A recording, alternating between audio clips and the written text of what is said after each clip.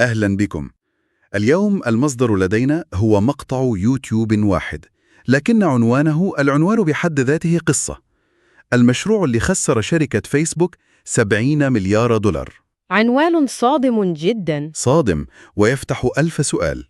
فمهمتنا اليوم هي نغوص في تفاصيل هذا الموضوع. ما هو هذا المشروع بالضبط؟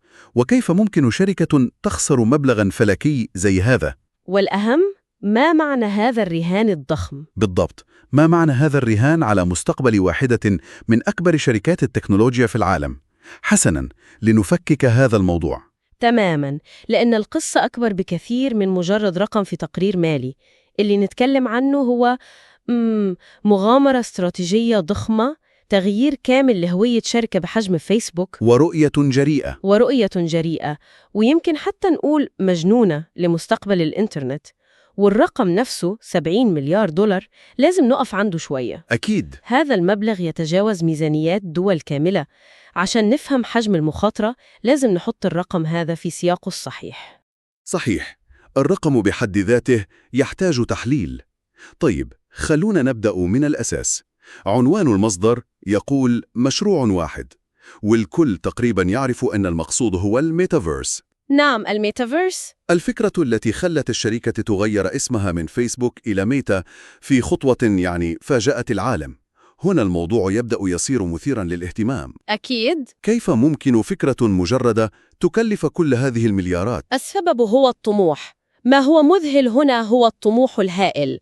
لما ميتا تتكلم عن الميتافيرس، هي ما تتكلم عن لعبة فيديو جديدة أو تطبيق محسن. لا. التعريف الذي يطرحونه هو مجموعة عوالم افتراضية مترابطة ومستمرة، يعني ما تنتهي لما تسجل خروج. هي مساحات رقمية تقدر تشتغل فيها، تتواصل، تلعب. هم يصورونها على أنها الجيل القادم من الإنترنت. لحظة، خليني أوقفك هنا. فكرة العوالم الافتراضية هذه مو جديدة. كثير من المستمعين يمكن يتذكرون شيء اسمه Second Life. صحيح، Second Life كان نفس الوعد تقريباً، لكنه فشل في النهاية. إيش اللي يخلي رؤية ميتا مختلفة اليوم وتستحق رهاناً ب70 مليار دولار؟ هذا هو السؤال الجوهري، والمقارنة في محلها. الفرق اليوم يكمن في عاملين أساسيين: التكنولوجيا والتكامل. أوكي. Second Life كان تجربة محصورة على شاشة الكمبيوتر. رؤية ميتا مبنية على تقنيات الانغماس الكامل، مثل نظارات الواقع الافتراضي والواقع المعزز. الهدف هو أنك ما تشوف العالم الافتراضي من خلال شاشة، بل تكون داخله. تكون جزء منه. بالضبط. وهذا فرق تقني هائل. والتكامل؟ إيش قصدك بالتكامل؟ التكامل هو العامل الثاني. Second Life كان تطبيقاً معزولاً. رؤية مارك زوكربيرغ هي بناء منصة متكاملة، مثل نظام تشغيل جديد، مثل iOS وأندرويد للهواتف؟ تماماً. هو يريد يبني نظام التشغيل للجيل القادم من الحوسبة، نظاماً يتضمن اقتصاداً رقمياً خاصاً، هويات افتراضية أو أفاتار تنتقل معك من تجربة لأخرى. الطموح ليس بناء تطبيق، بل بناء البنية التحتية الكاملة للإنترنت المستقبلي. فهمت. مو مجرد لعبة واقع افتراضي مطورة، بل شيء أشمل بكثير. وهذا الطموح الجنوني هو اللي وصلنا للرقم الفلكي 70 مليار دولار. نعم. كانت حوالي 280 مليار دولار بأسعار اليوم. ميتا صرفت ربع مشروع وصول للقمر على عالم افتراضي. كيف ممكن تصرف مبلغ زي هذا؟ لما نفصل الرقم يبدأ الموضوع يوضح أكثر. المبلغ هذا ما راح لمكان واحد، بل توزع على 4 مجالات رئيسية ضخمة جدا. طيب، ما هي؟ الجزء الأكبر وبدون أي منازع راح للبحث والتطوير، ال R&D. إحنا بنتكلم عن آلاف المهندسين والباحثين اللي يشتغلوا على تقنيات بعضها يعتبر خيال علمي اليوم. مثل إيش؟ نظارات واقع افتراضي وواقع معزز أخف وأقوى بمراحل من الموجودة حالياً. تقنيات ردود الفعل اللمسية اللي تخليك تحس بالأشياء الافتراضية، وحتى واجهات عصبية. هذا استثمار طويل الأمد، عالي المخاطر، وتكاليفه خرافية. أوكي، البحث والتطوير مفهوم، استثمار للمستقبل، لكن مستحيل يكون هذا كل شيء. أكيد لا. الجزء الكبير الثاني هو دعم الأجهزة. شركة ميتا تبيع نظارة كويست بسعر التكلفة أو حتى بخسارة متعمدة. لحظة، يعني هم فعلياً يدفعون فلوس عشان الناس تلبس هالنظارات؟ ليش؟ بالضبط.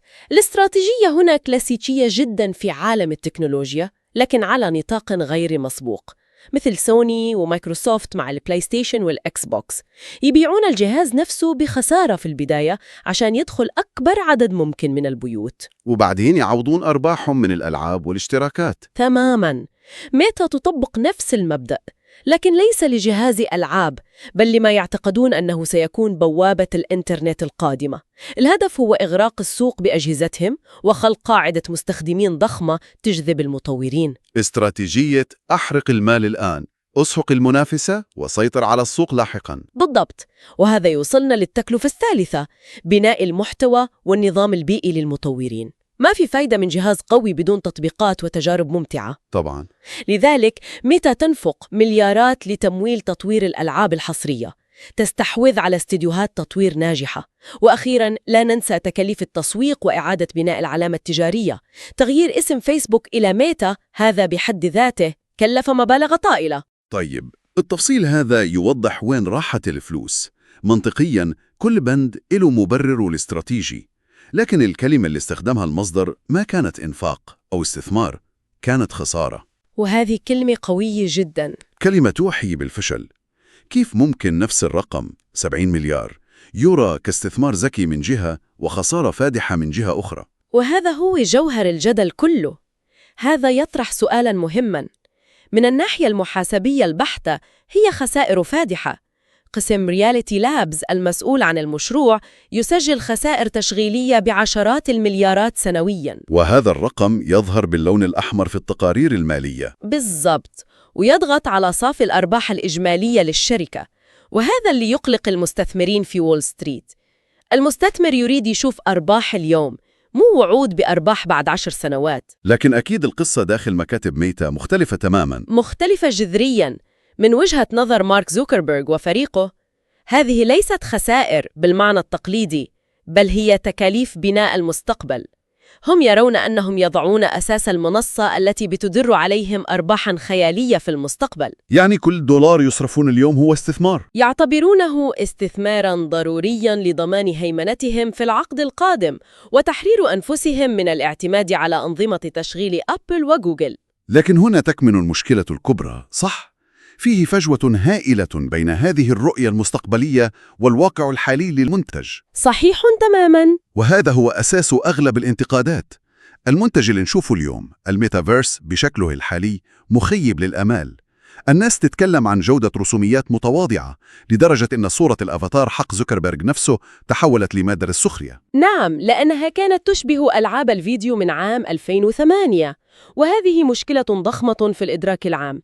أنت تنفقين عشرات المليارات على رؤية عظيمة، لكن الواجهة اللي تقدمينها للناس هي أفاتارات بدون أرجل ورسومات بدائية. هذه الفجوة بين الوعد والواقع خلقت حالة من السخرية والتشكيك. وهذا شيء مدمر لسمعة المشروع.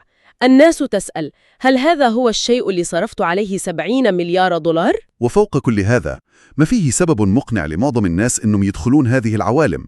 تبدو فارغة وما فيها شيء حقيقي يسوونه غير بعض الألعاب. وإذا ربطنا هذا بالصورة الأكبر، نفهم ليش القلق كبير عند المحللين. تقصدين أن هذا الإنفاق يحدث في وقت صعب على الشركة؟ نعم، هذا الإنفاق المجنون يحدث في وقت البزنس الأساسي لشركة ميتا، اللي هو الإعلانات على فيسبوك وإنستغرام، يواجه تحديات وجودية. المنافسة من تيك توك وتغييرات الخصوصية من أبل. بالضبط. تيك توك يستحوذ على اهتمام ووقت الجيل الشاب، وفي نفس الوقت تغييرات الخصوصية اللي فرضتها أبل قللت من فعالية إعلانات فيسبوك بشكل كبير. يعني محرك أرباحهم الأساسي يتعرض لضغوط شديدة جداً. فالموقف الحالي هو أنهم يسكبون المليارات في مشروع مستقبلي غير مضمون في نفس الوقت اللي مصدر دخلهم الرئيسي مهدد. هذا السياق هو اللي يخلي الرهان يبدو جنونياً في نظر الكثيرين. إذن ما الذي يعنيه كل هذا؟ بعد كل هذا التحليل، إيش الخلاصة؟ هل إحنا نشوف قائد صاحب رؤية يراهن بمستقبل شركته كلها على التكنولوجيا القادمة مثل ستيف جوبز مع الآيفون؟ أو العكس تماماً؟ أو هل إحنا نشهد على واحدة من أكبر الأخطاء الإدارية والمالية في تاريخ الشركات؟ الحقيقة أن كلا السيناريوهين محتمل، وهذا اللي يخلي القصة مثيرة لهذه الدرجة. خلونا نعرض وجهتي نظر. أوكي. السيناريو المتفائل يقول إنه إذا كان مارك زوكربيرغ على حق، هو يبني منصة الحوسبة التالية التي ستحل محل الهواتف الذكية، وامتلاقه للأجهزة والبرامج رح يعطيه سيطرة وهيمنة تشبه سيطرة آبل وجوجل اليوم. وهذا يحررهم من قبضتهم تماماً. تماماً. وفي هذه الحالة 70 مليار دولار اللي صرفها اليوم رح تبدو في المستقبل ثمناً زهيداً جداً مقابل السيطرة على الإنترنت القادم. هذا هو الرهان الكبير. طيب، وماذا عن السيناريو المتشائم؟ السيناريو المتشائم يقول إن الرؤية قد تكون خاطئة من الأساس، أو على الأقل سابقة لأوانها بعقود. يمكن التكنولوجيا ما تتطور بالسرعة الكافية. أو ببساطة الناس قد لا ترغب في هذا الشيء. بالضبط. يمكن يكتشفون بعد كل هذه المليارات إن معظم الناس ما عندهم رغبة يقضون حياتهم وعملهم لابسين نظارات ومنغمسين في عوالم افتراضية. في هذه الحالة ستسجل هذه الخطوة كواحدة من أكبر حالات حرق الأموال في تاريخ الشركات. وبتكون دراسة حالة عن مخاطر الغرور والرؤية المنفصلة عن الواقع. تماماً. وهذا يربط الموضوع فينا كلنا كمستخدمين.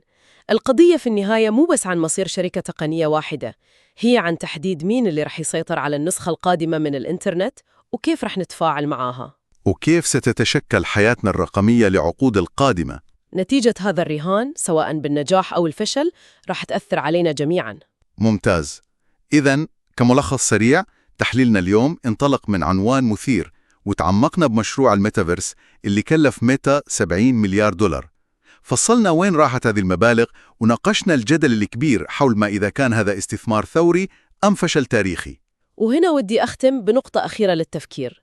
عنوان المصدر وكل النقاش الإعلامي يركز على الخسارة المالية، على 70 مليار. نعم. لكن يمكن السؤال الأهم مو عن الفلوس اللي انصرفت، بل عن تكلفة الفرصة البديلة. بهذا الحجم الهائل من الموارد وبهذا التركيز من ألمع العقول الهندسية في العالم، إيه هي المشاكل التانية اللي كان ممكن نحلها؟ إيه هي الابتكارات التانية اللي كان ممكن نبنيها؟ في مجالات أخرى مثل الذكاء الاصطناعي أو الطاقة النظيفة. بالضبط. السؤال مو بس وين راحت الفلوس، بل إيش كان ممكن نسوي بيها بدال المشروع ده.